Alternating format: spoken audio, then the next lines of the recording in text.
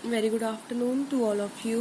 Hope you all are fine. आज हम करने जा रहे हैं अपना नया चैप्टर स्टार्ट, ऑर्गेनाइजिंग। हमने अब तक किए हैं, देखो एक चीज़ याद रखना कि हमारे जितने भी मैनेजमेंट के फंक्शंस हैं, planning, organizing, staffing, directing, controlling, हमारे अब जितने भी चैप्टर्स रहेंगे फर्स्ट सेमेस्टर में वो कंट्रोलिंग तक रहेंगे। मीन्स अब हमने ये 5 फंक्शंस के चैप्टर पढ़ने हैं। Planning we have done. अब हम कर रहे हैं second chapter and second function, we can say organizing. ठीक है, ऑर्गेनाइजिंग होता क्या है? It refers to harmonious adjustment. ये हारमोनियस का मतलब क्या होता है? एक रूपता लाना। कि अगर मान लो परचेज डिपार्टमेंट 100 यूनिट्स बनाता है तो सेल डिपार्टमेंट उन 100 यूनिट्स को बेचे। ठीक है, परचेज डिपार्टमेंट उन 100 यूनिट्स के लिए रॉ मटेरियल प्रोवाइड करे, वो होती है हारमोनियस एडजस्टमेंट। मान लो परचेज डिपार्टमेंट ने 120 यूनिट का सामान ला दिया, प्रोडक्शन डिपार्टमेंट उसको 50 यूनिट बना सका, सेल डिपार्टमेंट उसका ऑर्डर आया 60 यूनिट का। तो क्या ये हारमोनियस है? ज़्यादा यूनिट्स का सामान आना, कम यूनिट्स का बनना और मिक्स, जैसे कि 60 यूनिट्स की सेल हो रही है, तो कब पॉसिबल है? जब सबका बिल्कुल सही यूनिट्स बनेंगी, जितने की डिमांड है उतने ही यूनिट्स बने, उतने का ही रॉ मटेरियल आए, ताकि अननेसेसरी जो वेस्टेज है वो ना हो। तो ऑर्गेनाइजिंग क्या होता है? It refers to harmonious adjustment of various activities to achieve common objective. हमारा कॉमन ऑब्जेक्टिव क्या होता है?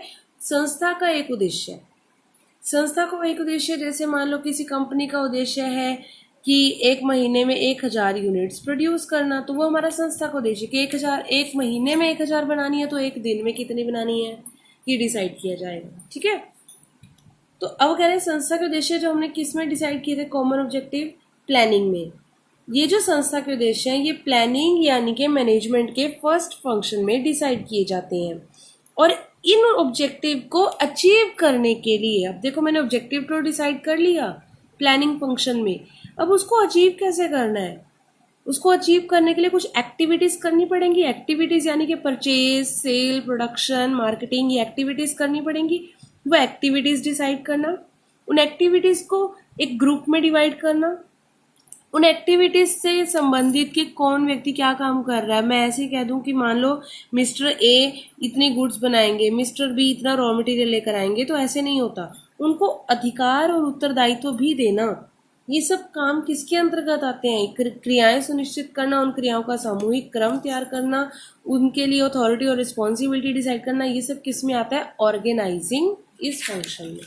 ठीक है, अब आपको कंफ्यूजन हो जाएगी ऑर्गेनाइजिंग और ऑर्गेनाइजेशन में, तो मैं क्लियर क्या कर दूँ एक चीज़, ये आपको हमेशा याद रखनी है, आपको बुक में कहीं पर भी नहीं दी होगी ये बात। ऑर्गेनाइजेशन एक संस्था होती है। ठीक है, इस संस्था में मैनेजमेंट होती है। मैनेजमेंट यानी कि ग्रुप ऑफ पीपल, जैसे purchase manager, sale manager, different managers होते हैं। ठीक है, ये जो मैनेजर्स अलग अलग काम करते हैं, planning, organizing, staffing, directing, controlling, तो संस्था में मैनेजमेंट द्वारा की गई सेकेंड जो ये एक्टिविटी है यानी ऑर्गेनाइजिंग, ये जो फंक्शन है, ऑर्गेनाइजेशन एक संस्था है, ऑर्गेनाइजिंग एक फंक्शन है। तो कंफ्यूज नहीं होना आपने। ठीक है, Definition: Organizing is a harmonious adjustment of specialized parts for the accomplishment. Specialized parts, planning, organizing, purchase, sale, marketing, इन सब की ऐसे सेटिंग करना, ऐसे एडजस्टमेंट करना कि हमारी संस्था के उद्देश्य अचीव हो जाएं। अतः ऑर्गेनाइजिंग विभिन्न क्रियाओं को सुनिश्चित करने और उनकी ग्रुपिंग करने का प्रोसेस है कि हमने क्या क्या एक्टिविटी परफॉर्म करनी है कि हमारा एक कॉमन ऑब्जेक्टिव अचीव हो जाए। ठीक है, यानी कि मुझे कॉमन ऑब्जेक्टिव अचीव करने के लिए मुझे कुछ गुड्स बनानी पड़ेगी, कुछ रॉ मटेरियल लाना पड़ेगा, कुछ बेचनी पड़ेगी, कुछ मार्केटिंग करनी पड़ेगी, कस्टमर को अट्रैक्ट करना पड़ेगा। तो ये सब क्या है? एक्टिविटीज। इन एक्टिविटीज को डिसाइड करना और उनकी ग्रुपिंग करने का प्रोसेस क्या है? ऑर्गेनाइजिंग। ऑर्गेनाइजिंग के अंतर्गत ही संस्था के सभी एम्प्लॉइज की टॉप लेवल पर कौन है, मिडिल लेवल पर कौन होगा, लोअर लेवल पर कौन है, कौन किसका सुपरवाइजर होगा, कौन किसका हेड होगा, कौन किसका फॉरमैन है, कौन वर्कर है, ये सब क्या है, रिलेशन। तो ऑर्गेनाइजिंग में जितने भी हमारे संस्था में एम्प्लॉइज हैं उनके बीच फॉर्मल रिलेशंस बनाना, ये सब किसका पार्ट है, ऑर्गेनाइजिंग का। फीचर्स देखो, फर्स्ट फीचर है डिवीजन ऑफ वर्क। हमने अब तक क्या पढ़ा, एक्टिविटीज की हार्मोनियस एडजस्टमेंट। तो एक्टिविटीज अलग अलग कब होंगी, जब हमने सबको काम दिया होगा। ऑर्गेनाइजिंग फंक्शन तभी पॉसिबल है जब हमने काम डिवाइड कर दिए, कि एक मान लो जैसे आप पार्टनरशिप पढ़ रहे हो अकाउंट्स में, 4 पार्टनर हैं ABCD, ठीक है। आप काम डिवाइड कर दो, A ये काम करेगा, B ये काम करेगा, C ये काम करेगा, D ये काम करेगा, ताकि काम की डुप्लीकेसी भी ना हो और कोई काम होने से रह भी ना जाए। तो आप चारों ने अपने क्या कर ली, एक्टिविटीज डिवाइड कर ली, यानी आपने अपने काम का विभाजन कर लिया।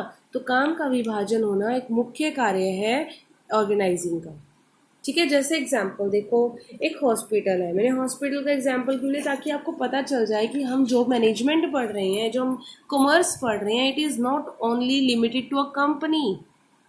कॉमर्स के स्टूडेंट कहीं पर भी स्टैंड कर सकते हैं, whether a company, a school, a college, a hospital, airport, charitable trust, कहीं पर भी, ठीक है। तो अब ये जो फंक्शंस है ये हॉस्पिटल में भी होते हैं परफॉर्म। जैसे हॉस्पिटल में हमारे पास बहुत सारे एम्प्लॉयज़ होते हैं, हमने उन सब के काम को डिवाइड कर दिया। जैसे कि रिसेप्शन पर जो पर्सन बैठा है उसका क्या काम है, नर्सिस का क्या क्या काम है, डॉक्टर्स के क्या काम है, हेल्पर्स क्या काम करेंगे, अटेंडेंट्स क्या काम करेंगे, स्वीपर यानी सफाई कर्मचारी कौन से एरिया में कौन सा सफाई कर्मचारी काम करेगा, OT में कौन सा सफाई कर्मचारी होगा, एक ENT स्पेशलिस्ट वहाँ पर कौन सफाई करेगा, गेट पर कौन करेगा। मतलब हमने क्या कर दिया, हर व्यक्ति के काम डिवाइड कर दिए। ये क्यों किया, ताकि हमारा हॉस्पिटल बिल्कुल सही से काम करता रहे, हॉस्पिटल में सफाई बनी रहे, डॉक्टर्स की कभी कमी ना रहे, डॉक्टर्स अपनी ड्यूटी पर अवेलेबल हो, रिसेप्शनिस्ट अपने काम पर अवेलेबल हो। हमने क्या किया, काम को डिवाइड कर दिया ताकि हमारी संस्था सही तरह से काम करती रहे। तो हमारा फर्स्ट फीचर क्या हो गई, division of work. Next is coordination. अब देखो हमने काम तो डिवाइड कर दिया, लेकिन उस काम के बीच में एक सामंजस्य होना बहुत जरूरी है। मैं कह दूं रिसेप्शनिस्ट का काम मैंने बता दिया, मैंने रिसेप्शनिस्ट को बोला कि आपने 10 बजे आना है, आपकी ड्यूटी शाम को 7 बजे तक है। लेकिन मेरे जो हॉस्पिटल का टाइमिंग है वो अर्ली मॉर्निंग 8 से शाम को 5 बजे तक है, यानी 8 बजे के बाद तो पेशेंट आने स्टार्ट हो जाएंगे। तो रिसेप्शन पर इसका मतलब कोई भी नहीं बैठेगा। काम तो डिवाइड कर दिया, लेकिन उस काम के बीच में कोऑर्डिनेशन होना भी जरूरी है। अगर पेशेंट 8 बजे आना स्टार्ट हो जाते हैं तो रिसेप्शन पर बैठने वाला व्यक्ति 7:30 बजे तक हॉस्पिटल में अवेलेबल होना चाहिए, ताकि पेशेंट आके रिसेप्शनिस्ट से अपनी कोई भी क्वेरी है वो पूछ सकें, वो अपने फॉर्म को फिल कर सकें, ठीक है ना। तो यानी कोऑर्डिनेशन बनाना बहुत जरूरी है। Clear. Next is plurality of person. Plurality का मतलब होता है कि नंबर ऑफ पर्सन, बहुत ज्यादा व्यक्ति होते हैं। कभी आपने देखा कि कोई मल्टीनेशनल कंपनी और उसमें एक ही व्यक्ति काम कर रहे हैं? नो, बहुत सारे लोग होते हैं। कंपनी को चलाने के लिए बहुत व्यक्ति होते हैं। आप +1 में पढ़कर आए हो, सोल प्रोप्राइटरशिप, पार्टनरशिप, कंपनी। तो हम क्या पढ़ रहे हैं, हम कंपनी की मैनेजमेंट पढ़ रहे हैं। कंपनी जिसमें नंबर ऑफ पर्सन्स काम करते हैं, तो ऑर्गेनाइजिंग फंक्शन भी उन नंबर ऑफ पर्सन सबके ऊपर अप्लाई होता है। चाहे 10 व्यक्ति हैं, चाहे 20, चाहे 50, चाहे 100, 500, 1000, जितने भी पर्सन काम करेंगे वो उन सबके ऊपर ऑर्गेनाइजिंग फंक्शन अप्लाई होगा। सबको काम डिवाइड किया जाएगा। Common objective. Next feature is common objective.